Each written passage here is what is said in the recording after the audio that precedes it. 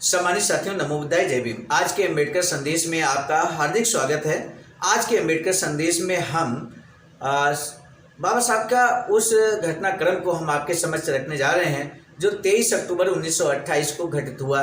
23 अक्टूबर 1928 को Simon commission जो भारत में आया था, भारत सरकार अधिनियम 1919 की समीक्षा और साथ ही साथ दलित वर्गों के, खासकर अल्पसंख्यक जो समुदाय थे, उनको क्या अधिकार दिए जाएं, 1919 में जो अधिकार दिए गए उसकी समीक्षा भी ये साइमन कमीशन करना चाहता था।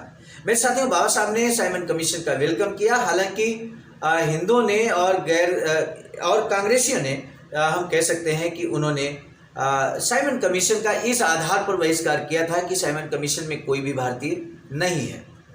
लेकिन मेरे साथियों, बाबा साहब ने बहुत शानदार वेलकम किया था साइमन कमीशन का, क्योंकि बाबा साहब को मालूम था कि यही वो रास्ता है, साइमन कमीशन ही वो रास्ता देगा जहां से दलित वर्ग को अधिकार संपन्न बनाया जा सकता है। आगे चलकर हम लोग दलित वर्ग के लोग अधिकार संपन्न बने भी वर्तमान स्थिति में पहुंचे हैं, क्योंकि ये 1928 का जो घटनाक्रम है, 1930, 31, 32 लंदन गोलमेज सम्मेलन का जो इतिहास है, ये सारी जो घटनाएं हुई हैं, ये मेरे साथियों दलित वर्ग की वर्तमान अच्छी स्थिति के लिए जिम्मेदार हैं और कारगर साबित हुई हैं। वो नींव का पत्थर है, हमको याद रखना बहुत ज़रूरी है। मेरे साथियों, बाबा साहब अब अगले अम्बेडकर संदेश में, इस अम्बेडकर संदेश में आज हम आपके समक्ष रखने वाले हैं कि बाबा साहब यहाँ पर वयस्क मताधिकार की बात करते हैं। पिछड़े वर्गों के बारे में जब बाबा साहब से प्रश्न किया जाता है कि वो क्या पिछड़े वर्गों के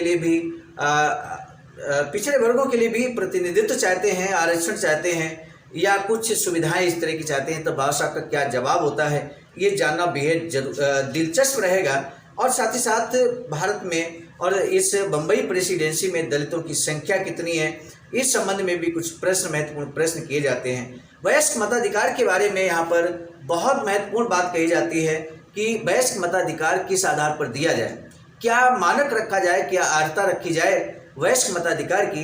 तब बाबा साहब जो जवाब देते हैं वो जानना हर किसी के लिए, हर अम्बेडकरवादी के लिए बहुत ज़रूरी है।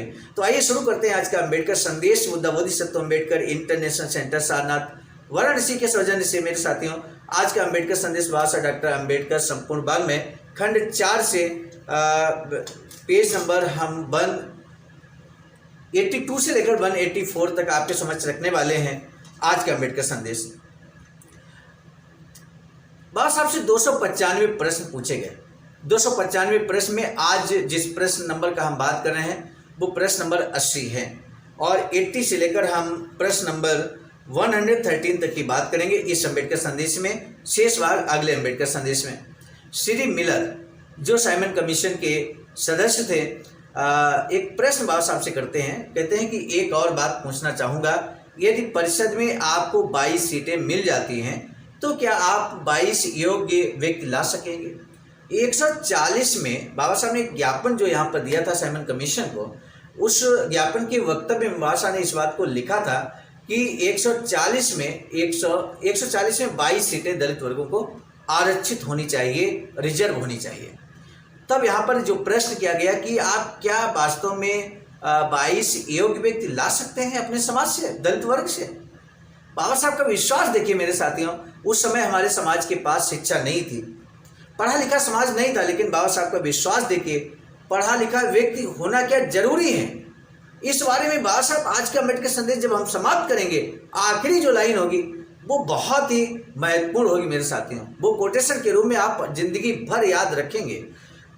बाबा साहब कहते हैं, जी हाँ, मेरे विचार से हम ला सकते हैं 22 लोगों को, योग्य व्यक्तियों को ला सकते हैं। विश्वास था बाबा साहब का। खान साहब अब्दुल लतीफ बाबा साहब से प्रश्न करते हैं, क्या आप सम्मेलन के सदस्यों को बताएंगे कि बम्बई परिषद में जब किन्हीं कारणों से अल्पसंख्यकों का अधिकारी समूह हट जाता है तो अल्पसंख्यकों का क्या हाल होता होगा? तब बाबा साहब कहते हैं, मैं अच्छी तरह जानता हूं कि अल्पसंख्यकों की हालत खस्ता ही होगी। क्या उन्नत जात के मंत्री महोदय उन परियोजनाओं पर अथवा मुसलमानों, गैर ब्राह्मणों या दलित वर्गों की भावनाओं की ओर कोई ध्यान देते हैं? बाबा साहब कहते हैं, जी नहीं, बिल्कुल नहीं ध्यान देते हैं। क्या अल्पसंख्यक बम्बई विधान परिषद में कोई विधेयक पास करवा सकते हैं या पेश कर सकते हैं? डॉक्टर अंबेडकर कहते हैं, ऐसे अफसर ना के बराबर हैं। सरदार मजूमदार प्रश्न करते हैं बाबा साहब से, कहते हैं, क्या ये सच नहीं है कि दलित वर्गों में भी अनेक जातियां हैं? जो दलित वर्ग कहलाती हैं, अर्थात दलित वर्गों में भी भिन्न भिन्न जातियां हैं। तब बाबा साहब क्या कहते हैं? कहते हैं जी हाँ। क्या आप मुझे उन जातियों की अनुमानित संख्या बता सकते हैं? मेरे विचार से आपको वह संख्या जनगणना के आंकड़ों में मिल जाएगी जहां विभिन्न जातियों को स्पष्ट दिखाया गया है। उन विभिन्न जातियों की संख्या क्या है? तब बाबा साहब कहते हैं जनगणना के अनुसार लगभग 1 दर्जन, जनगणना के अनुसार लगभग 1 दर्जन यानी कि 12 जातियां यहाँ पर लगभग दलित वर्गों में या अस्पृश्यों में दिखाई गई हैं। तब अगला प्रश्न होता है बाबा साहब से, बम्बई में दलित वर्गों में कितनी जातियां शामिल हैं? तब बाबा साहब कहते हैं लगभग सभी जातियां दलित वर्गों में ही शामिल हैं। और ये बम्बई की अभी बात हो रही है, क्योंकि बम्बई प्रेसिडेंसी की तरफ से बाबा साहब बात रख रहे हैं और दलित वर्गों के प्रतिनिधि के तौर पर डॉक्टर पीजी सोलंकी अपनी बात को रख रहे हैं। लेकिन डॉक्टर पीजी सोलंकी ने बाबा साहब को अधिकृत कर दिया है अपनी तरफ से कि वही दलित वर्गों की तरफ पूरे भारतवर्ष के जो दलित वर्ग हैं उनके पक्ष में बात रखेंगे, बाबा साहब ही रखेंगे। मेरे साथियों, अगला प्रश्न बाबा साहब से है कि तब विभिन्न जातियों के सदस्य आपके संगठन के सदस्य हैं? डॉक्टर अम्बेडकर कहते हैं जी हाँ, ये एक सामान्य संस्था है जिसमें सभी दलित वर्ग शामिल हैं ताकि उन सभी को दलित वर्गों में शामिल कर लिया जाए। जी हाँ, बाबा साहब कहते हैं जी हाँ। क्या आपने भीलों और बाडियाओं और अन्य लोगों के दावों पर विचार कर लिया है? डॉक्टर अम्बेडकर कहते हैं जी नहीं, मैंने नहीं किया है। यानी कि बाबा साहब सिर्फ और सिर्फ दलित वर्गों की बात यहाँ पे लगातार कर रहे हैं मेरे साथियों। बहुत स्पष्ट है बाबा साहब इस बात को लेकर। बाबा साहब आगे कहते हैं, बाबा साहब से अगला प्रश्न किया जाता है कि आप उन अल्पसंख्यकों के संरक्षण के बारे में क्या कहते हैं? तब बाबा साहब कहते हैं मेरे विचार से उन्हें भी प्रतिनिधित्व देकर कुछ संरक्षण प्रदान किया जाए। यानी कि उन अल्पसंख्यकों अर्थात भीलों, बाडियाओं, अन्य लोगों के दावों पर बाबा साहब कहते हैं उनको भी प्रतिनिधित्व दिया जाना चाहिए। प्रतिनिधित्व सभी के लिए बाबा साहब यहाँ डिमांड कर रहे हैं। अभी पिछड़े वर्गों की बात आ रही है आपके सामने। यहाँ पर प्रश्न है, क्या आप ऐसा नहीं सोचते कि पिछड़े वर्गों में भी कुछ जातियाँ ऐसी हैं जो अल्पसंख्यक हैं? तब बाबा साहब कहते हैं जी हाँ। बाबा साहब मानते हैं इस बात को कि हाँ, पिछड़े वर्गों में कुछ जातियाँ ऐसी हैं जो अल्पसंख्यक हैं। डॉक्टर अम्बेडकर सहमत जताते हैं। अगला प्रश्न बाबा साहब से पूछा जाता है, तो क्या इस संविधान में उनके हितों की रक्षा के लिए कोई प्रावधान है? तब चेयरमैन साहब कहते हैं, अभी बाबा साहब यहाँ पर काफ़ी देर शांत रहते हैं। चेयरमैन साइमन कमीशन के सदस्यगण आपस में बात करते हैं। चेयरमैन कहते हैं जिन जातियों का आपने उल्लेख किया है, क्या उनको हिंदुओं के मंदिरों में जाने की मनाही है?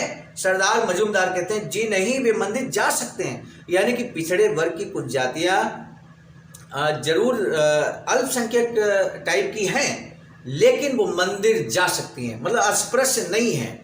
ये प्रश्न यहाँ पर सरदार मजूमदार कह देते हैं। चेयरमैन कहते हैं आज हम वास्तव में अस्पृश्यों और उन लोगों के मामले पर विचार कर रहे हैं जिन्हें हिंदुओं के मंदिरों में जाने नहीं दिया जाता। मेरे विचार में हम उन पिछड़े वर्गों के प्रश्न पर विचार नहीं कर सकते जिन्हें हिंदुओं के मंदिरों में जाने दिया जाएगा। यहाँ साइमन कमीशन ने, चेयरमैन ने एक बात बहुत क्लियर कर दी मेरे साथियों, जिनको मंदिरों में नहीं जाने दिया जाता और जिन्हें मंदिरों में जाने दिया जाता। यानी कि आज जो बात होगी 23 अक्टूबर 1928 को, वो सिर्फ और सिर्फ उन लोगों के बारे में होगी जिनको मंदिरों में जाने नहीं दिया जाता। यहाँ मंदिर एक बड़ा मानक बन के उभरा है मेरे साथी। तो मंदिरों में किसको नहीं जाने दिया जाता? दलित वर्ग को, अस्पृश्यों को नहीं जाने दिया जाता है। तो अब आगे क्लियर होता है। चेयरमैन सरदार मजूमदार कहते हैं मेरा कहना यह है कि पिछड़े वर्गों में भी विभिन्न अल्पसंख्यक जातियां हैं। उपयुक्तता के प्रश्न से हमारा कोई संबंध नहीं है। हम तो यहाँ पर सभी अल्पसंख्यकों के हितों की रक्षा के लिए हैं। चेयरमैन कहते हैं निश्चित रूप से आपकी बात सही है। सरदार मजूमदार कहते हैं उसी दृष्टि से मैंने प्रश्न पूछा था। चेयरमैन कहते हैं मैं आपका तुरंत समाधान कर देता हूँ। भारत अल्पसंख्यकों से भरा पड़ा है और आपने उनमें से कुछ का जिक्र किया है, परंतु आज हमें केवल दलित वर्गों के बारे में विचार करना है। बहुत स्पष्ट करते हैं वो। 23 अक्टूबर 1928 को दलित वर्गों के प्रतिनिधि डॉक्टर पीजी सोलंकी बैठे हैं। बम्बई प्रेसिडेंसी की तरफ से पूरे भारत के मसीहा कह सकते हैं दलित वर्गों के बाबा साहब डॉक्टर भीमराव अंबेडकर बैठे हैं।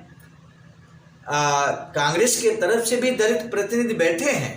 तो मेरे साथियों, यहाँ पर साइमन कमीशन के चेयरमैन बहुत स्पष्ट कर देते हैं कि आज जो बात होगी वो सिर्फ और सिर्फ दलित वर्गों के बारे में बात होगी।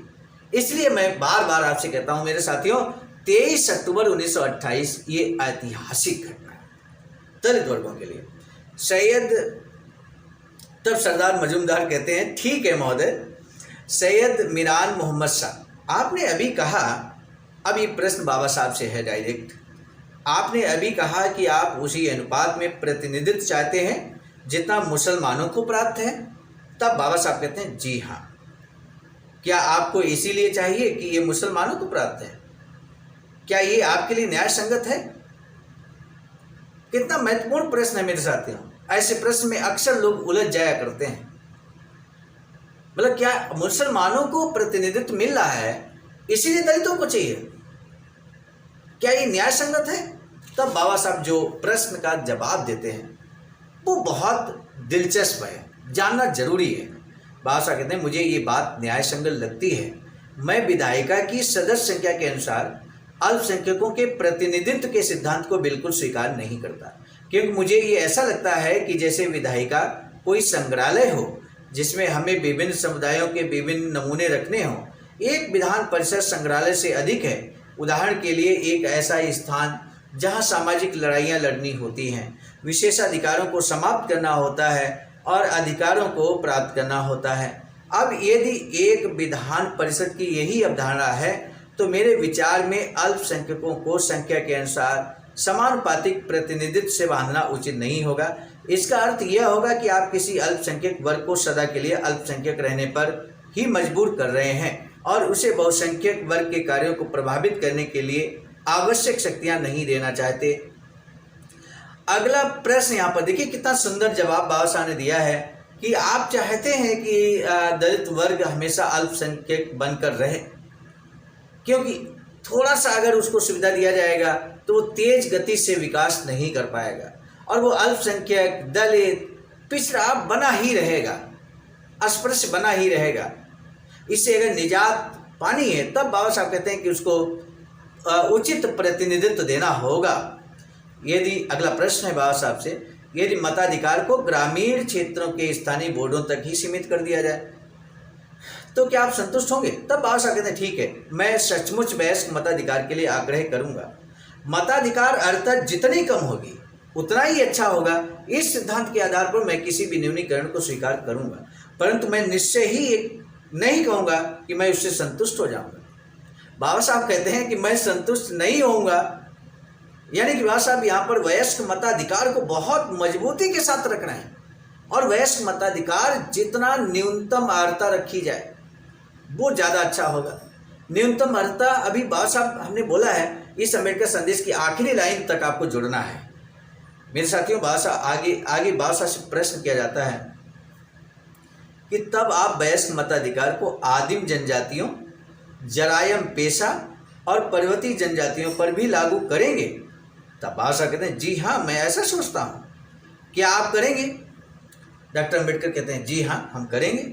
क्या आप उन्हें वयस्क मताधिकार नहीं देना चाहेंगे और उनके लिए मनोनयन की व्यवस्था और स्वयं वयस्क मताधिकार लेंगे?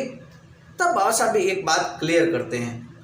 बाबा साहब कहते हैं, मैं एक बात कहूँ, जरायम पेशा जातियों को वयस्क मताधिकार देना ठीक नहीं रहेगा। ध्यान दीजिए, शब्दों पे गौर कीजिए।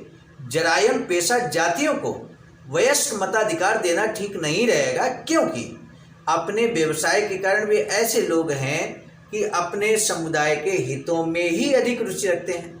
वे उन साधनों के बारे में भी ज़्यादा सोच विचार नहीं करते जिनके द्वारा वे अपनी रोजी रोटी कमाते हैं। परंतु मेरे विचार में आदिम जनजातियों को मताधिकार देने में कोई हर्ज नहीं है। यानी कि आदिम जनजातियों को मताधिकार के पक्ष में बाबा साहब खड़े हैं। क्या उन्हें मताधिकार दिया जाए या उनके हितों की रक्षा मनोनयन द्वारा की जाए? तब बाबा साहब कहते हैं, किसी न किसी तरह उनकी रक्षा की जानी चाहिए। ये कैसे की जाए इसके पचड़े में मैं नहीं पढ़ना चाहता। मेरे विचार में प्रत्येक व्यक्ति के पास समझने की बुद्धि है उसे वास्तव में क्या चाहिए। साक्षरता का इससे कोई सरोकार नहीं है। कोई व्यक्ति अनपढ़ होने के बावजूद बहुत बुद्धिमान हो सकता है। मेरे साथियों, इस बात को ध्यान रखिए। बाबा साहब यहाँ पर जरूरी नहीं कि पढ़ा लिखा व्यक्ति समझदार हो। अनपढ़ व्यक्ति भी बहुत बुद्धिमान हो सकता है, समझदार हो सकता है, बुद्धिजीवी हो सकता है, इस बात को बहुत क्लियर कट कहते हैं। और इसी आधार पर भाषा ने वयस्क मताधिकार की मांग की है। न्यूनतम अर्हता का मतलब यही है कि कोई व्यक्ति अगर 18 वर्ष वर्तमान में है, पहले 21 वर्ष थी, 21 वर्ष की उम्र पूरा कर ले, उसे वोट देने का अधिकार होना चाहिए। बस इतना ही बाध्यता होनी चाहिए, 21 वर्ष अवस्था। इसके अलावा न वो कक्षा 8 पास हो, कक्षा 3 पास हो, न लगान देता हो, न टैक्स देता हो, इस तरह की कोई बाध्यता नहीं होनी चाहिए। ये बात भाषा बार बार इस बात को साइमन कमीशन के समक्ष भी कहते हैं, गोलमेज सम्मेलन में भी इस बात को कहते हैं। तब जाकर मेरे साथियों 1937 में जाकर वोट देने का अधिकार मिला। आगे के अम्बेडकर संदेश में हम विस्तार से आपको बताएंगे। आज के अम्बेडकर संदेश को हम यहाँ रोकने से पहले आज के अम्बेडकर संदेश का महत्वपूर्ण प्रश्न आपसे जानना चाहेंगे। किन जातियों को वयस्क मताधिकार उचित नहीं मानते थे बाबा साहब? किन जातियों को आपको बताना है। अभी कुछ देर पहले हमने उस जाति का नाम, उस समुदाय का नाम का जिक्र किया है। आज के अम्बेडकर संदेश को इससे पहले कि हम स्थगित करें, रोकें, आपसे निवेदन है कि अगर आपने अभी तक हमारे इस चैनल आवाज़ का ऑफिशियल को सब्सक्राइब नहीं किया है तो बेल आइकन के साथ इसे सब्सक्राइब करना ना भूलें, क्योंकि हर दिन सुबह 5 बजे महत्वपूर्ण अम्बेडकर संदेश हम लेकर उपस्थित होते हैं। दीजिए इजाजत, आप सभी को सादर नमो बुद्धाय, जय भीम। सामान्य साथियों, हम एक महत्वपूर्ण बात बताना उचित समझते हैं। बाबा साहब की अधूरी इच्छा के अनुरूप एक वैचारिक सेंटर निर्माणाधीन है सारनाथ वाराणसी में, जहां पर 14,000 स्क्वायर फीट जमीन परचेज कर ली गई है ring road green city Faridpur Sarnath में। वैचारिक सेंटर के प्रशासनिक ब्लॉक का निर्माण कार्य कंप्लीट हो चुका है। शानदार बेहतरीन प्रशासनिक ब्लॉक का निर्माण पूर्ण हो चुका है। आगे अब मुख्य भवन को बनाने की बारी हम सबकी है और इस हेतु आप दिए गए अकाउंट नंबर पर अपना अमूल्य योगदान कर सकते हैं। आज का अम्बेडकर संदेश हम लेकर उपस्थित हुए थे मिशन नायक बुद्ध मित्र मुसाफिर सर, राष्ट्रीय अध्यक्ष आवाज का नई दिल्ली की प्रेरणा में। प्रस्तुत करता क्रम मैं स्वयं सर्वजित आर्य, राष्ट्रीय मीडिया प्रभारी, IIT सेल आवाज का नई दिल्ली। मिलेंगे नए डॉक्टर अम्बेडकर संदेश में, तब तक दीजिए इजाजत। आप सभी को सादर नमो बुद्धाय, जय। सामान्य साथियों, यदि आप हमारे इस चैनल आवाज का ऑफिशियल, जिस पर नियमित सुबह 5 बजे डॉक्टर अम्बेडकर संदेश आपको मिलता है, आप हमारे इस चैनल को सपोर्ट करना चाहते हैं तो हमारा आपसे निवेदन है कि आप हमारे इस चैनल को सब्सक्राइब कर लें, वीडियो को शेयर, लाइक, कमेंट जरूर करें।